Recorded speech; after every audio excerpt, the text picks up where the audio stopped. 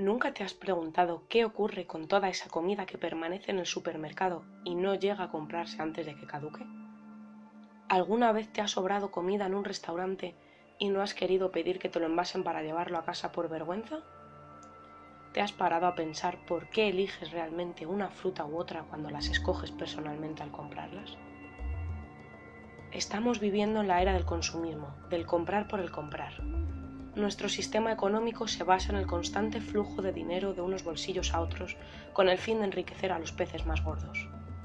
Por este motivo, aunque no seamos conscientes, el despilfarro alimenticio se ha convertido en algo normal en nuestra vida cotidiana.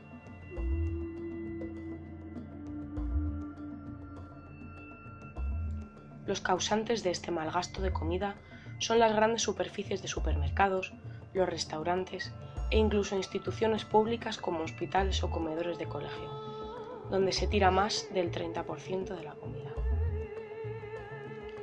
Actualmente se tira a la basura el 40% de los alimentos que se producen, lo que la Organización de Naciones Unidas para la Alimentación y la Agricultura traduce en 1,3 mil millones de toneladas, una cifra escalofriante si se tiene en cuenta el otro lado.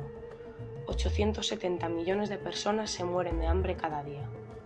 Además, esta pérdida no solo afecta a los alimentos, también supone una pérdida de mano de obra, agua, energía, tierra y otras materias. Entonces, ¿qué es lo que provoca que se desperdicie tal cantidad de alimento? El total del valor de los alimentos que se desechan en buenas condiciones solo en los domicilios europeos es el equivalente a la ganancia anual de Nestlé, la compañía alimenticia más grande del mundo, 10 billones de euros. El 54% del desperdicio de alimentos se produce en las etapas iniciales de producción, manipulación y almacenamiento post cosecha, y el 46% ocurre en las etapas de procesamiento, distribución y consumo de alimentos. Y todo está basado en una campaña de marketing mundial de la que no somos conscientes, que aunque no lo creamos, nos afecta igualmente, puesto que aparte de pagar por los productos que consumimos, también pagamos por los que no compramos. Son muchas industrias alimenticias las que eligen y desechan su producción basándose en determinados criterios, pero con el fin único de embolsarse la mayor cantidad de dinero posible, sin mirar las consecuencias de sus actos. En la industria del pescado, esta purga y selección comienza en los propios barcos. Mediante un sistema tecnológico pueden calcular la cantidad de pescado que se va a vender en el mercado, y hasta el 50% de lo que se ha pescado se devuelve al mar, normalmente en condiciones agonizantes o sin vida. Muchas de esas especies están en vías de extinción, una de cada 3, pero la pesca de arrastre no hace distinciones de ningún tipo. Más tarde, en las lonjas, el pescado que no se vende a un precio mínimo estipulado se rocía con un producto químico por los propios trabajadores para que no se pueda consumir y así evitar la competencia desleal del mercado. Prefieren tirar y desperdiciar antes que donar. Otra parte del pescado que no se vende se reutiliza en forma de harina animal, alrededor de un 75%. Esos son 5 millones de toneladas de harina animal, que previamente habían sido 5 millones de toneladas de pescado. Esta harina se utiliza para la industria ganadera, por ejemplo, alimentando con ella a animales en cuya naturaleza no está la de consumir productos procedentes del mar. Las panaderías tampoco escapan a la sobreproducción. En total, Europa tira al año 3 millones de toneladas de pan, cantidad que podría satisfacer las necesidades anuales de un país como España. En algunos establecimientos hay excedentes de hasta el 20%, una cantidad desmesurada. Países como Alemania están optando por quemar el producto sobrante, ya que se ha descubierto que el pan posee un poder calorífico equivalente a la madera. Si todas las panaderías del país hiciesen lo mismo, podrían cerrar una central nuclear. La agricultura es uno de los sectores más afectados por este despilfarro de alimentos producidos. Más de un tercio de la producción agrícola global acaba en la basura, según datos de la FAO, y el grueso del desperdicio de fruta y verdura antes de su llegada a los puntos de venta atiende exclusivamente a criterios estéticos que en nada afectan a las cualidades nutricionales del producto. Los agricultores que suministran a las empresas están regidos por ciertas cláusulas en sus contratos, La primera indica la cantidad de producto que quieren recibir, ni más ni menos, por lo que si se produce un excedente en la cosecha, están obligados a deshacerse de ella, puesto que no les está permitido venderla a ningún otro proveedor. La segunda es la que rige el aspecto que deben tener todas esas unidades, que debe ser inmaculado, así que los agricultores deben producir más de lo que piden para asegurarse de que todos los productos que envíen cumplen los requisitos. Es el caso de algunas frutas, como los tomates, que después de ser recogidos se someten a un escaneo para comprobar que su color es el que quieren vender al público. Si no es el óptimo, aunque el tomate sea completamente válido, se desecha. El aspecto físico también influye mucho a la hora de seleccionar las frutas y verduras.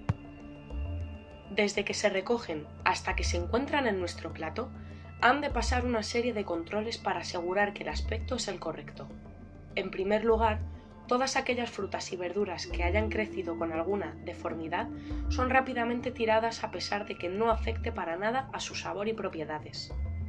Esto puede deberse, por ejemplo, a un simple cambio en el viento o una lluvia más acuciada durante algún momento de su crecimiento. Uli Westphal, un fotógrafo alemán, ha dedicado una de sus colecciones a ilustrar la belleza inusual de este tipo de vegetales desfigurados, en su Motato Project. Y llegamos al último paso, en el que intervenimos todos nosotros, porque de forma inconsciente todos somos esclavos de este sistema de producción y selección. ¿Quién no ha ido al supermercado y al escoger la fruta se ha decantado por la de colores más brillantes, piel más lisa y forma más parecida a lo que nosotros consideramos canon de belleza comestible? Cuando hacemos esto estamos dándole la razón a quienes ven justificable el dejar de cosechar o tirar a la basura toneladas de alimento en buen estado por considerarlo poco atractivo a la vista. Todos los alimentos envasados están obligados a indicar la fecha hasta la cual pueden consumirse con seguridad y calidad suficiente. Corresponde a la empresa establecer esta duración en función de los estudios y análisis que está obligada a realizar para determinarlo. El consumidor, por su parte, debe seguir las indicaciones de almacenaje y conservación para que el alimento se conserve en buen estado hasta entonces. Sin embargo, la cantidad de alimentos que se desperdician por haberse pasado de fecha son motivo de debate. ¿No son consumibles los productos una vez han cumplido ese tiempo? ¿Hasta cuándo es posible ingerirlos sin posibles problemas? ¿Cuál es la diferencia entre la fecha de caducidad y la fecha de consumo preferente? La competencia entre los supermercados para tener los productos más frescos que ningún otro les lleva a cometer barbaridades como el desperdicio masivo de alimentos aun estando en absoluto buen estado. La siguiente tabla muestra los días de antelación a la fecha de caducidad con los que se retiran ciertos productos perecederos en una conocida cadena de hipermercados que opera en España, entre otros países. Esto se produce por una búsqueda intensiva por la frescura de los productos que garantiza que se vendan mejor y antes. Sin embargo, antes de donar estos alimentos que van a acabar en la basura, los supermercados prefieren o bien rociarlos con azul de metileno antes de tirarlos para que no se puedan consumir, o bien prensarlos dentro de grandes contenedores para que su posterior recogida sea prácticamente imposible. Raphael Fellmer es un alemán que ha ido un paso más allá y se ha desprendido totalmente de las ataduras del sistema capitalista. Está en huelga de dinero desde el año 2009 y aparte de no utilizar más transporte que su bicicleta y no consumir cosas banales, tampoco compra comida. Se alimenta vegano gracias a la comida desechada que recuperan semanalmente en distintos establecimientos de la ciudad. Su empeño por crear conciencia e intentar producir un cambio se ve reflejado en proyectos de consumo colaborativo y lucha contra el despilfarro alimentario como Lebensmittelrente, del que Raphael es fundador, o Food Sharing, en el que lleva participando como voluntario los 3 últimos años. Hoy, Food Sharing cuenta con más de 70.000 usuarios y son 1.500 tiendas las que cooperan con el proyecto en Alemania, Austria y Suiza. Entre 30 y 40.000 personas se están aprovechando de la comida que ellos rescatan cada semana. Además, Raphael no se queda solo con la idea de los productos elaborados que se tiran, sino todo lo que implica la producción de los mismos. Habla de los términos agua virtual y energía gris, conceptos que hacen referencia al agua o energía que consumimos a través de los productos. La producción de 1 kilo de algodón supone el consumo de 12.000 litros de agua, 1 kilo de carne de res, 15.000 litros, 1 kilo de cacao, 27.000 litros. Una taza de café, que parece que no es nada, supone el consumo de 180 litros de agua. De los 5.000 litros de media que consumimos cada uno al día de agua virtual, más de la mitad vienen de países de fuera de Europa. Lo mismo pasa con la energía que consumimos en todas las fases del ciclo de un producto, material o servicio, desde su concepción y diseño hasta el salvamento de componentes reutilizables al final de su ciclo de vida.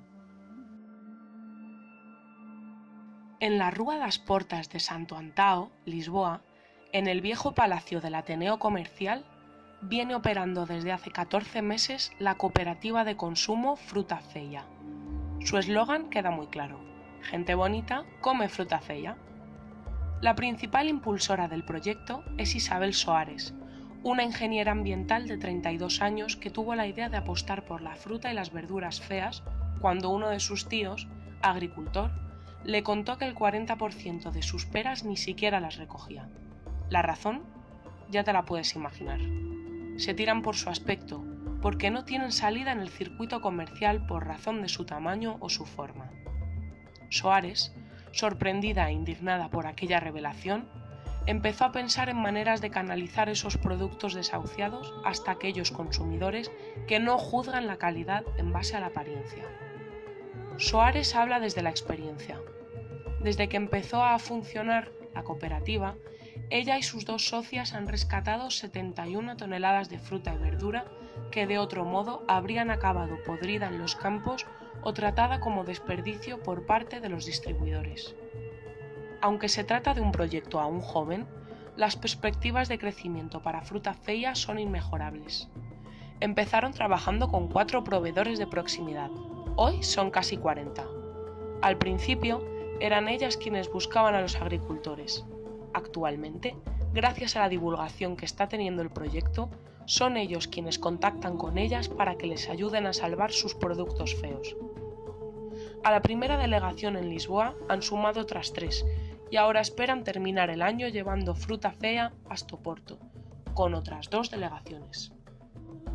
El término friganismo o movimiento frigano, nacido de la unión entre free, gratuito, y vegan, nombre con el que se conoce en inglés a los vegetarianos estrictos y que se adapta al español como vegano, designa un estilo de vida que defiende un modo de vida anticonsumista basado en una participación mínima en la economía convencional y en el menor consumo posible de recursos, y por ende, un mejor aprovechamiento de los mismos.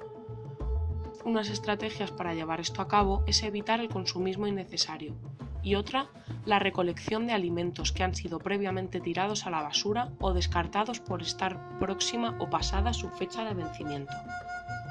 Este estilo de vida nació en Estados Unidos en los años 90. Los friganos son considerados activistas que se manifiestan contra el consumo y desperdicio excesivo de productos, siendo los alimenticios el foco de atención en muchas de sus acciones. A pesar de lo que pueda parecer, no se trata de vivir de sobras o desperdicios, ya que la mayoría de los friganos recuperan comida en perfecto estado procedente de supermercados o restaurantes que la descartan por estar próxima la fecha de caducidad o consumo preferente, o porque su aspecto, en el caso de frutas y verduras, no es adecuado para presentarse al consumidor. Años atrás, los friganos lo eran más por necesidad que por convicción, pero cada día este movimiento tiene más adeptos que prefieren no comprar alimentos y esperar a obtenerlos de una manera gratuita, que además ayuda a controlar el despilfarro. ¿Y qué puedes hacer tú? Organizar en casa los alimentos y consumirlos antes de que se pase la fecha de caducidad. Ajustar las raciones e intentar cocinar solo lo necesario. Congelar productos frescos y restos antes de que se estropeen. Consumir frutas y verduras feas en forma de batidos, zumos o compotas. Planificar las compras, ver lo que hay en casa, qué hace falta y hacer una lista. Si se realizara una compra para toda la semana, planear las comidas. Al visitar restaurantes, solicitar que envuelvan las sobras.